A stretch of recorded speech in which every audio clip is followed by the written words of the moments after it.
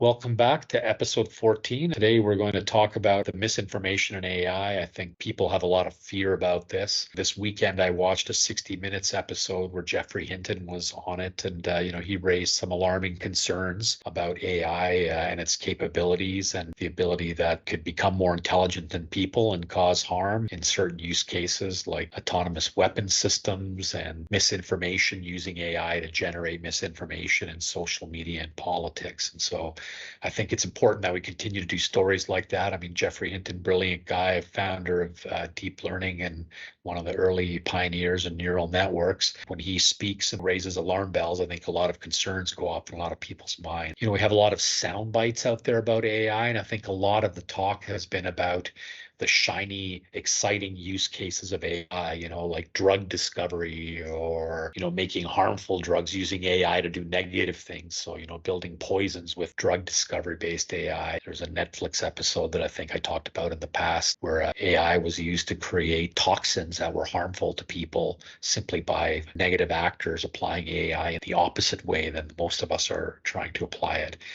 So stories like that don't help. And I think we really need to have less talk about the hype of the technology and saying the technology could do this, but more in-depth pieces, I think, is what's needed by the media. I think we are in such a soundbite world and 30-second sound bites. For example, Daisy's tried to implement AI probably 20, 30 times in companies in terms of this problem space we're solving.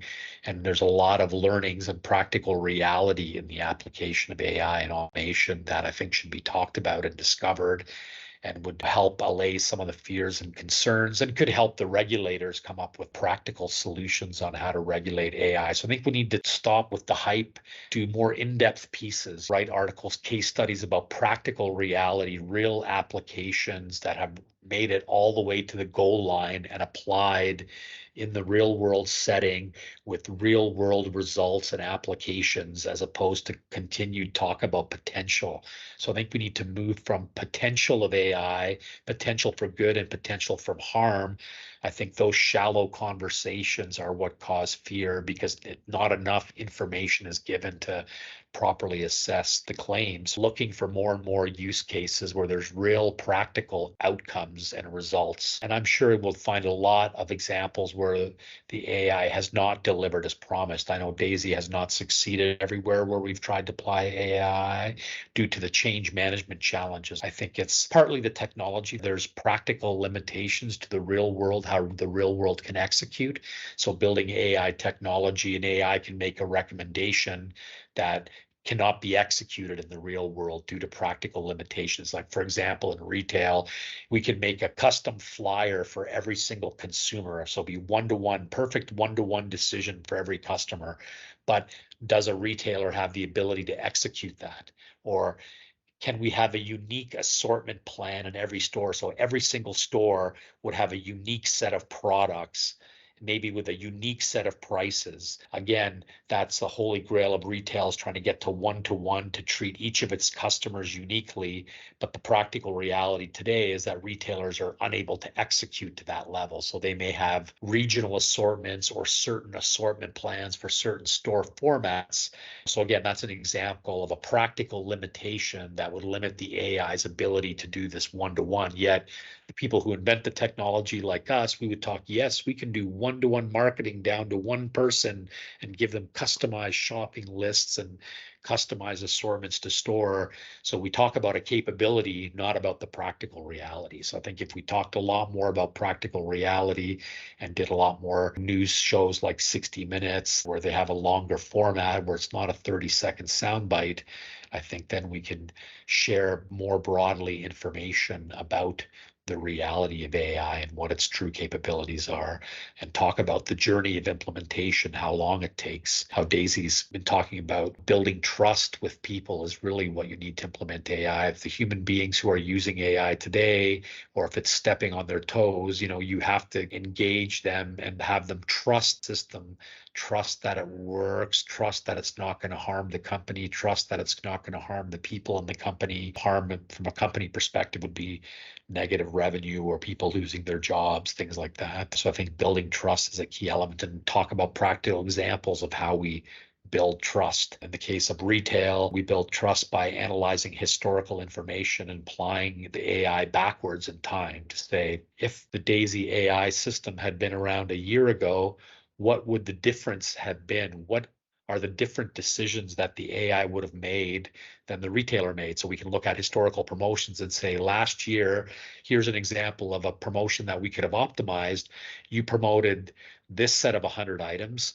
Daisy would have recommended a different set of 100. Maybe 50 of them overlap, but there was 50 differences. And we could explain, here's the differences. The differences are due to these reasons. This item we're recommending, like ground beef, has a very large halo, much larger than the other meat product halo. Last year, you promoted steak. Steak has less of a halo than ground beef. Ground beef has higher penetration. It occurs, more customers buy ground beef than buy steak. So a ground beef buyer will likely buy steak. A steak buyer may not necessarily buy ground beef, maybe two different consumers. So that's an explanation. So explaining the differences between what AI does and what the people do today, that explanation starts to build trust, and it's a low risk way. And I think in all the use cases, the technology people should focus on that to say, here's what AI would have done differently in a low risk way, again, to build trust with the users looking backwards.